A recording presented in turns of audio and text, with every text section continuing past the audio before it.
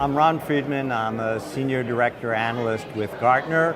I sit in the legal and compliance practice serving corporate legal departments. I've been in this role for over 3 years, helping general counsel, heads of legal operation, understand how to work with law firms and alternative legal service providers.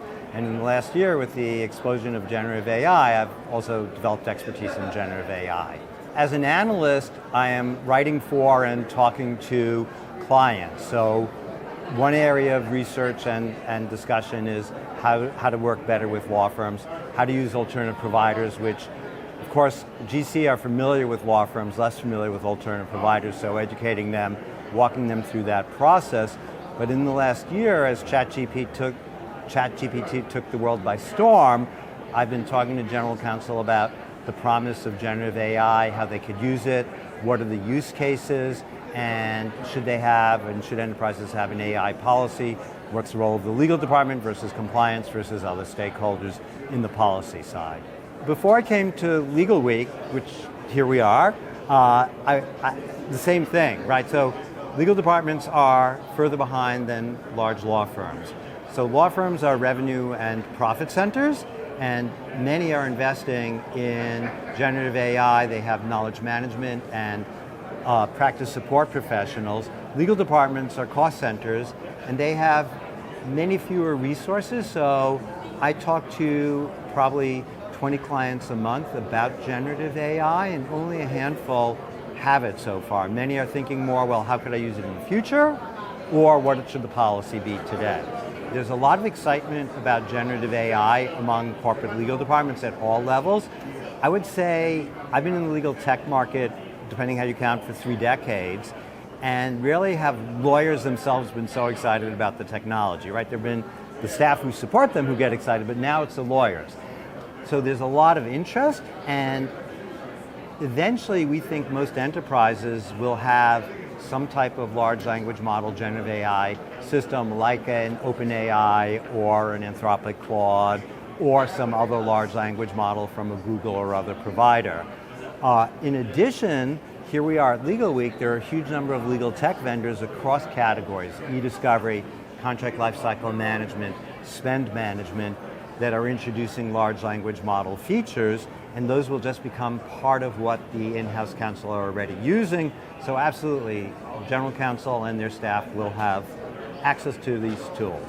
The answer here is a little more nuanced than it would be for other tech. Historically, whether we're looking at in-house counsel or large law firms, lawyers have not rushed to learn about tech, they've not rushed to embrace it.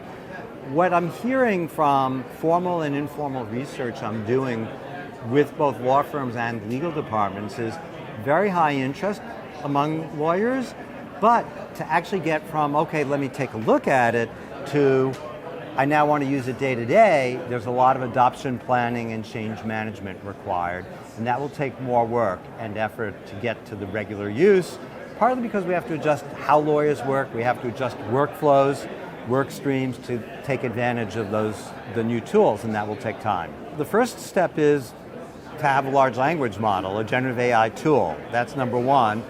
Another step is you have to create the right motivation and framework. So the right framework is how can you identify the best use cases and the workflows where it makes the most sense, and then what are the incentives, the change management incentives, to cause lawyers and the professionals with whom they work to use the tools.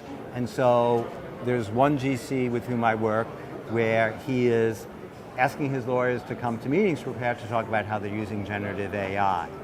So that's a top-down approach. But for other lawyers, you can motivate them more bottoms-up, answering the what's in it for me question by saying, you have some amount of work you do that's fairly rote, not the most scintillating for you, let the AI do that, you can focus on higher value work. So those are some of the ways to motivate lawyers to start adopting the generative AI tools.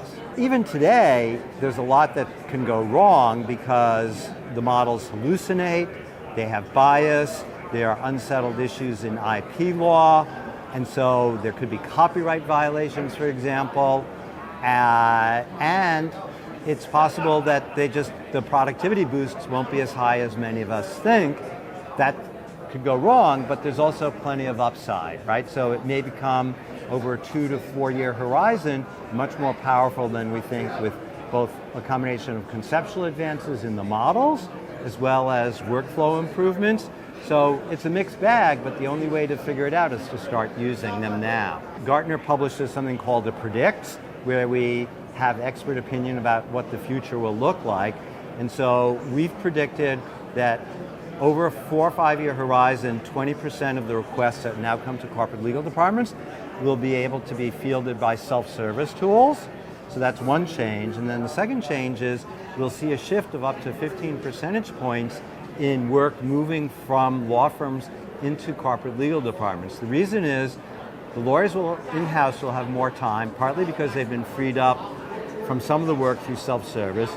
Their own work will be more productive, and with the large language model generative AI tools grounded in legal research products, they'll be able to answer more questions on their own, having to retain outside counsel less.